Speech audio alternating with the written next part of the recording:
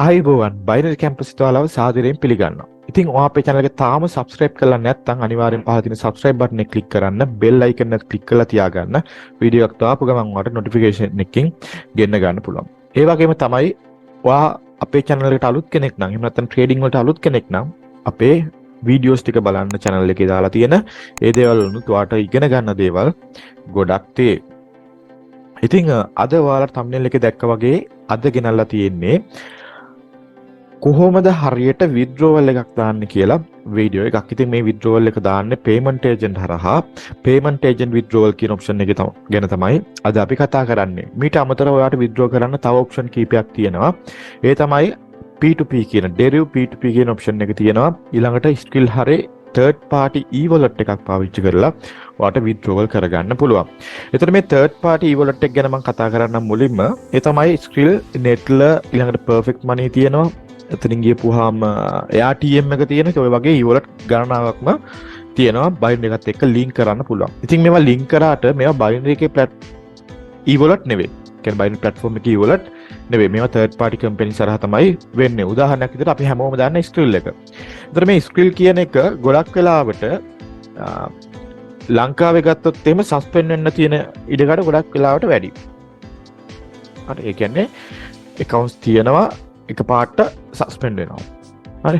ඉතින් ඔයා e-wallet එක පාවිච්චි කරනවා නම් ගොඩක් වෙලාවට බයිනරි නැත්නම් Deriv එකෙන් රෙකමන්ඩ් කරන්නේ ඔයාට perfect money කියන e-wallet එක.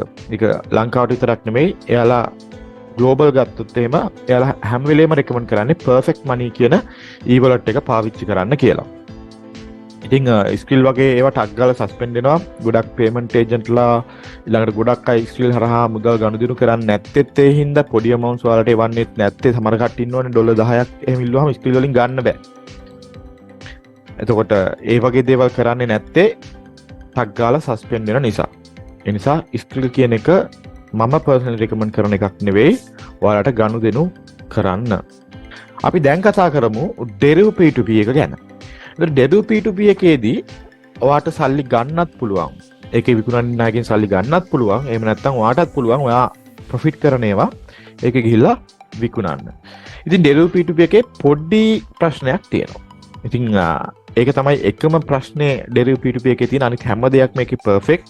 හැබැයි ගොඩක් අය Deriv P2P එකට යන්නේ නැත්තේ මෙන්න මේ ප්‍රශ්නේ නිසා. මම ඒක ගැනත් කියන්නම්.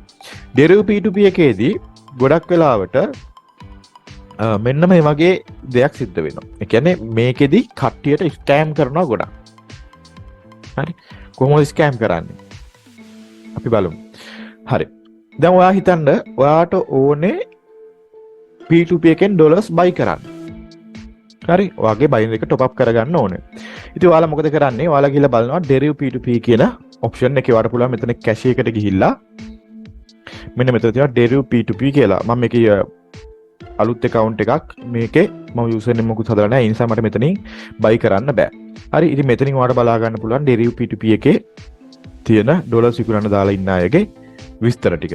හරි. ඉතින් මෙතන ඔයාට පුළුවන් මෙතනින් ගිහිල්ලා buy USD ගිහිල්ලා මෙයාලගේ account details අරගෙන සල්ලි transfer කරලා slip එක මෙයාලට යවපුවාම මෙයාලා ඔයාට ඩොලර්ස් ටික එවනවා. හරි. P2P එක හරහා ඔයාගේ account එකට ඩොලර්ස් ටික එවනවා. මෙයාලා හදිසියෙ හරි ඔයාට එව්වේ නැත්තම් ඔයාට ඩොලර්ස් ටික එව්වේ නැත්තම් ඔයාට පුළුවන් බයිනරි එකට කම්ප්ලේන්ට් කරන්න. මොකද ඔයා මෙතන සල්ලි ගෙව්වා කියලා ක්ලික් කරපු ගමන් එයාගේ සල්ලි ටික හෝල්ඩ් වෙනවා. සල්ලි ටික හෝල්ඩ් වෙලා දවස් 3ක් යනකම් තියෙනවා. ඒතර ඔයාට පුළුවන් ඒ දවස් 3 ඇතුළේදී මෙයා සල්ලි එව්වේ නැත්තම් බයිනරි එකට කම්ප්ලේන්ට් කරලා ඒ ඩොලර්ස් ටික ගන්න. ඉතින් ඒ කම්ප්ලේන්ට් කරාට පස්සේ ඔයා සල්ලි දාපු වගේ රිසිට් ටික, ඔයාගේ සමහර බැංක් ස්ටේට්මන්ට් එකක් ඒ දේවල් සබ්මිට් කරන්න වෙයි. හරි. හැබැයි ඔයාට ඩොලර්ස් ටික ගන්න පුළුවන් ඔයා සල්ලි දැම්මා නම්. ඒ තමයි P2P එකෙන් buy කරන විදිය. buy කරද්දී ස්කෑම් වෙන්න තියෙන සම්භාවිතාවය ගොඩාක් අඩුයි. හැබැයි ස්කෑම් වෙන්න තියෙන chance එක තියෙන්නේ sell කරද්දී. ඩොලර්ස් විකුණද්දී තමයි ওই ප්‍රශ්නේ එන්නේ. ඩොලර්ස් විකුණද්දී මොකක්ද වෙන ප්‍රශ්නේ? ඩොලර්ස් විකුණද්දිත් ඔයා මෙන්න මේ විදිහට ඇඩ් එකක් දානවා. හරි. දැන් මෙතන පුරේෂ් කියන එක නෑ ඇඩ් එකක් දාලා තියෙනවා. හරි. එතකොට ස්කෑම් කරන කෙනෙක් මොකද කරන්නේ මෙතන ගිහිල්ලා buy USD කියන එක දෙනවා. මම මෙතන කරන්න බෑ මේ accounts verify කරලා නැති නිසා. හරි මේවා මේ අලුත් accounts මේ ක්ලාස් එකට ආපු ළමයින්ගේ accounts. එතකොට මෙතන ගිහිල්ලා අපි buy කරනවා.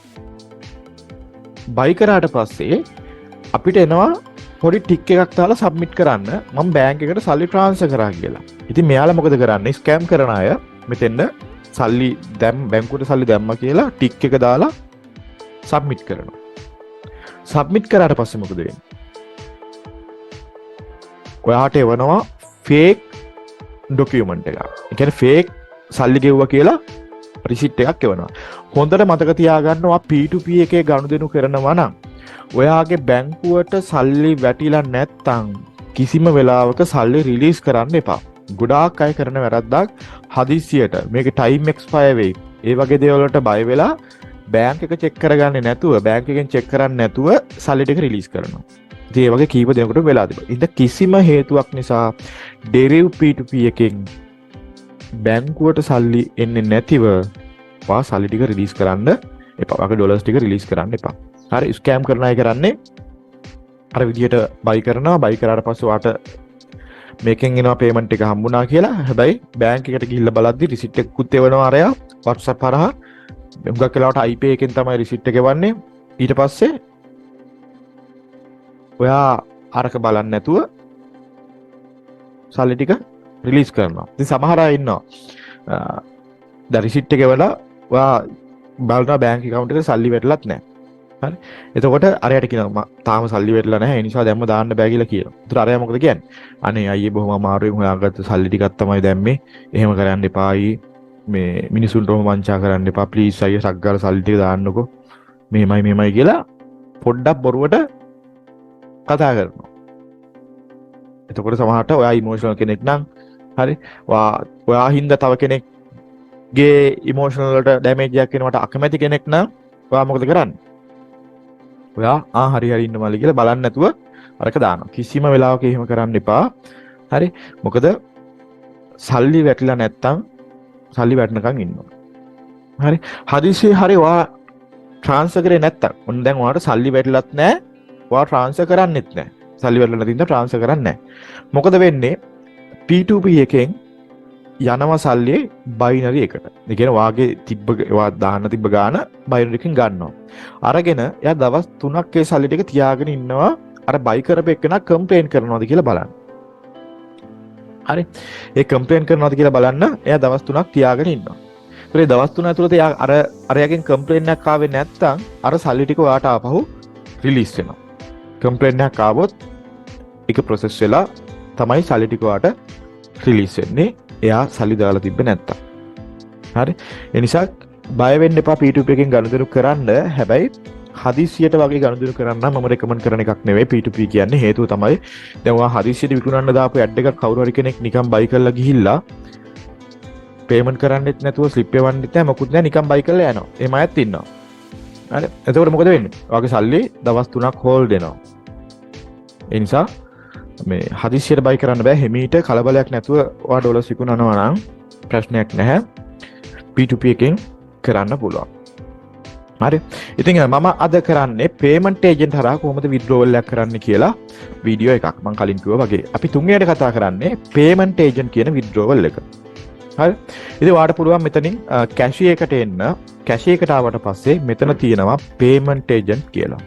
ඉතින් ඔයාලට තියෙන්නේ මෙන්න මේ පේමන්ට් ඒජන්ට් කියන එක ක්ලික් කරන්න. හරි.